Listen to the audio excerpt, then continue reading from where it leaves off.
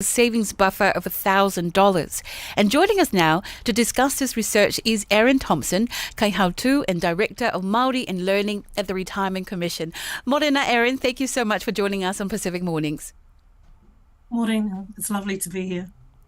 Now, Erin, there are a lot of figures and statistics in your research, but we are keen for you to unpack this information for us and help us understand what it means.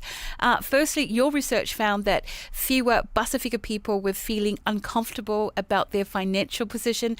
1 year ago, it was 75%. Today, it's 58%. It seems to be about the same as the rest of the country. Is this a hopeful sign?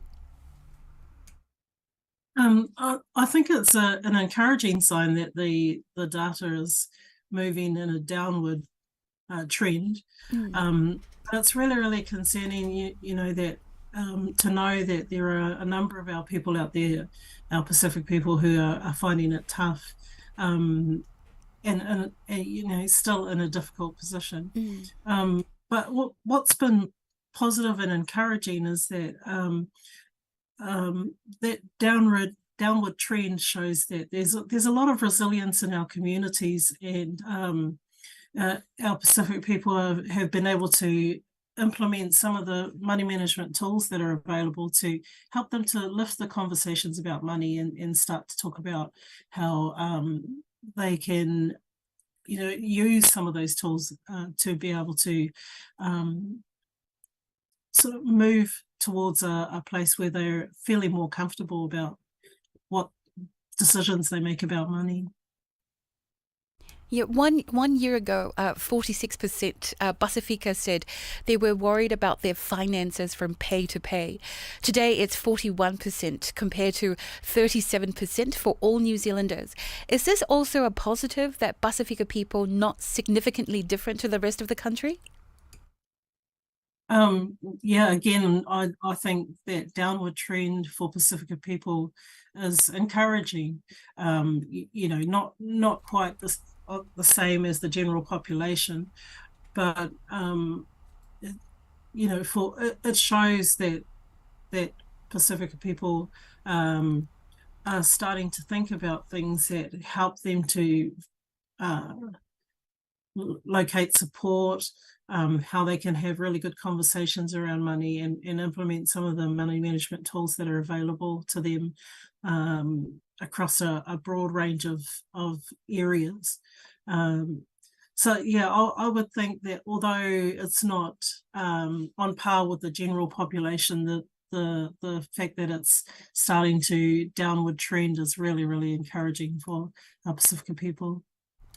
However, as you say, Erin, your research also found that Pasifika were significantly more likely to experience financial stress indicators in other groups, 78% compared to 60% for all New Zealanders. Can you elaborate on what this statistic is telling us? Well, one of the things that we can see is that this level of stress is impacting on not only Pacifica but also Māori and women. So there's and when you think about that from a perspective for our Māori and Pacifica people, that would be impacting a lot on our Pacifica women. We've seen that Pasifika are really interested in money management tools, how to build their savings, how to understand to deal with debt. And those types of things can really, really help with managing that financial stress.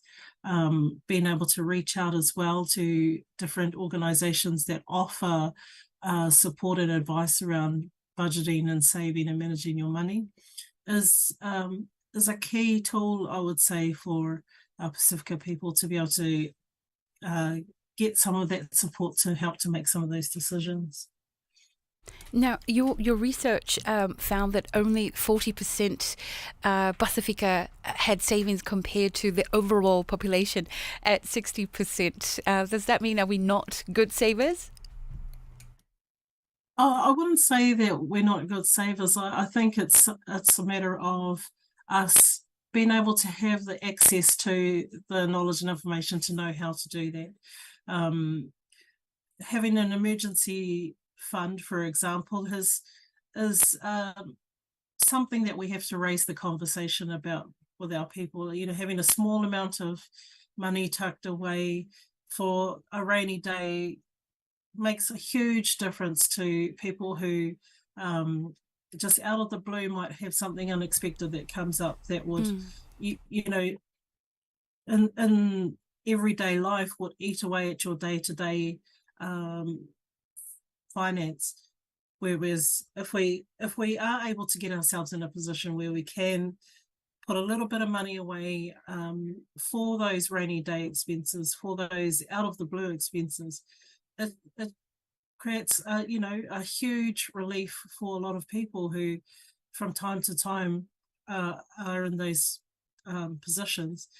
And then there are also you know, understanding how if we can reduce our levels of debt, how much of an impact that can have on our day-to-day living, because it's a burden that we don't have to wear if we can reduce that or alleviate ourselves from those types of debt.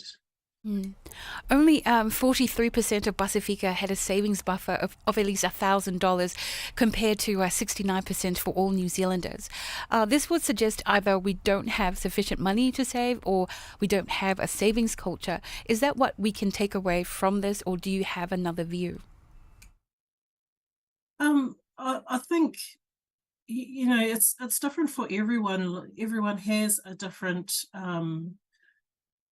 take on what that looks like for us. I think probably the emergency savings, or you know, having that emergency savings or savings buffer is a practice that is potentially new to a lot of people, and yet, you know, we've seen that those that are able to have that savings buffer and emergency fund, it just alleviates a lot of stress for people because they're able to, as I say, when you know, when you have that rainy day spending or that out of the blue expense that comes up, you have that little bit of money tucked away that can support you.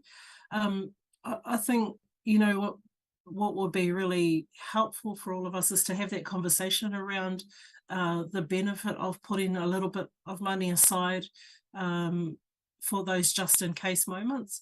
And you know, we can all have those conversations in our family networks, in our wider networks, and look at strategies that to be able to do that. And as I say, there's a number of places that can support in showing us how to do that, and particularly at the Commission, we have the Sorted website. There's Money Talks. All the banks have calculators that can help people to understand how to do that. So there's a number of ways in which we can reach out for support. But the most important thing, I guess, is to have the conversation about what the benefit would be to have that little bit of money tucked away. In your research, Erin, only 45% of Pasifika were actively saving for their retirement compared to 55% for all New Zealanders. While it's trending upwards because it was 38% 12 months ago, what does this tell us in terms of Pasifika people being prepared for their retirement? I feel like it's a real positive trend for Pasifika people. You know, KiwiSaver, it's a positive step to be able to access KiwiSaver, or to be able to start putting money away into KiwiSaver. And as you know, and understanding that as you contribute, once you can have that regular contribution into KiwiSaver, there's also a contribution that comes from the government that you know, it beefs up a little bit what is there, and it helps. KiwiSaver helps our people to think about the benefits of that scheme in the long term, and helps to understand that when we get closer to retirement, it gives us a little bit more support when we reach retirement age. So I think that that statistic is encouraging, and particularly that it's moved, such a big gap over the year. Now, your research suggests that more Pasifika people are talking to their children about, managing and savings than 1 year ago. Today, it's at 62%. What's your advice, Erin, about what parents should be doing? The fact that parents are talking to their children is great. If we can have conversations that are and they become a normal part of our life. And as we know, as people of the Pacific, it's not a normal part of our life is to talk about our money and our finances. I think is really, really encouraging, and I would encourage it. It's quite promising. And there are tools available as well to our children through schools. So yeah, the more conversations we can have about money and finances with our children, the better. Interestingly, Erin, more Pasifika talk to their friends about managing or saving money at 52% than the other New Zealanders at 43%. What do you think this tells us? I think it's quite an interesting trend. It tells us that that we have trust in each other to be able to share these conversations and to learn and share knowledge a bit more about how we view money and how we view money management. That's really, really, really encouraging. And overall, what is the study telling us about how Pasifika people are feeling about their financial position compared to 12 months ago? The interesting thing for me is that it shows how resilient Pasifika communities are. It's been such a tough year for everybody in this country, and Pasifika people have taken grasp of a lot of the tools that are available to them, and really having confidence in each other to share knowledge and information around what managing their money, what finances means to them. I feel like it's promising because it shows an area of growth for our Pasifika people.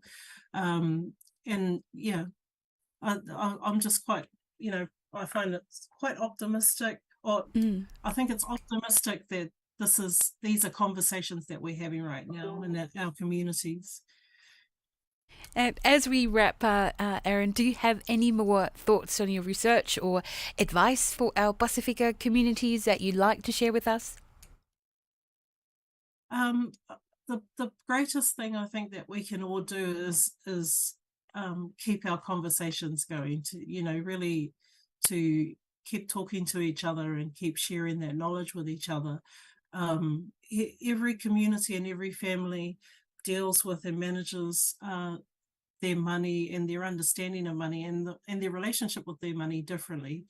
And so if we can share that amongst our communities, and then, as I said, Sorted has a range of tools available to all of our communities, and there are other areas as well, your banks, money talks that can offer support as well.